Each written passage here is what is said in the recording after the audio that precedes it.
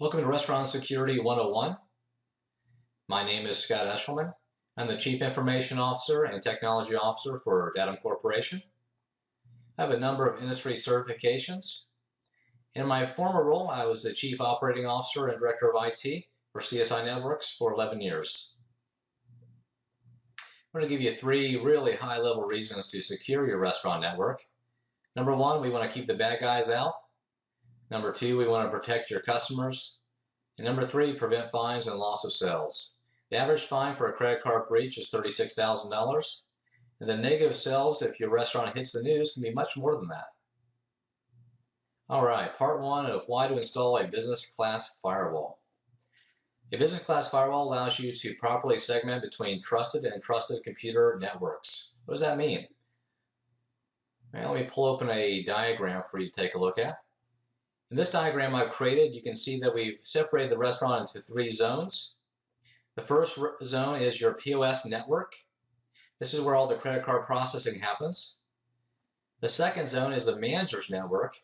This is typically the machine you're surfing the internet, checking emails, may have a DVR located on that network. And then the third area is the public Wi-Fi. What PCI requirements does this meet? I'm going to list out a couple of them here for you. You can look these up in more detail at the PCI securitystandards.org website, PCI securitystandards.org website, listed at the bottom. Okay, part 2 of why to install a business class firewall. A business class firewall must restrict inbound and outbound traffic so the cardholder data stays protected and all other traffic is denied. So I'm referencing back to the computer network that I had shown just a couple slides before, and I want to show you how we're going to do that.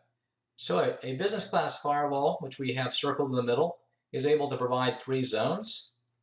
In that first zone, which is our trusted zone or our POS network, we're able to limit the internet access to only essential sites such as your credit card processor, reporting, security updates.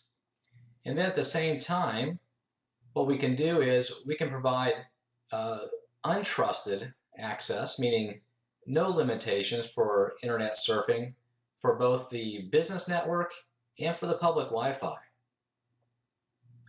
Which PCI requirements does this meet? Again, I've listed 3 or 4 of them here for you guys to take notes on. Okay, I'm going to move on to the next section. So part 3 of why to install a business class firewall. Part 3 is review logs and security events to identify anomalies or suspicious activity. So again, we need a firewall that's able to do this. And why is that important? Well, first off, if you ever get audited, you'll need to pull those logs and be able to present those logs and be able to see what had happened. Here are the PCI requirements that this meets. And again, I provided the article numbers so you guys can reference later for more details. Part 4 of why to install a business class firewall.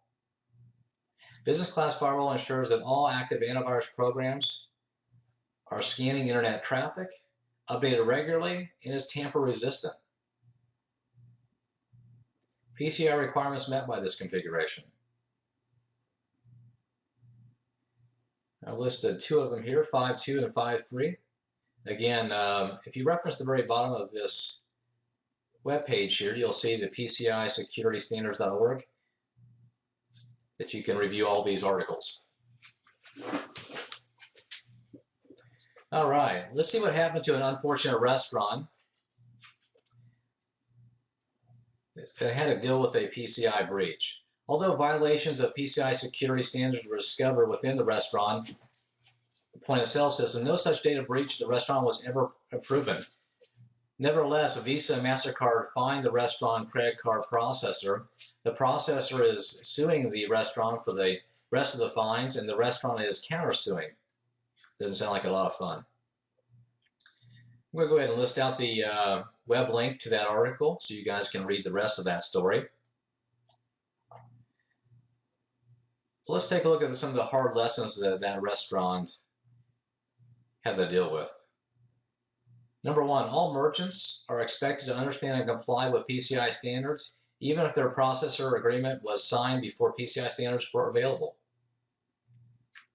Number two, if a merchant is not compliant, even suspected data breaches can result in fines. Number three, merchants have no opportunity to dispute claims before fines are taken. Number four, merchants are responsible for third-party software they use to accept payments. All right.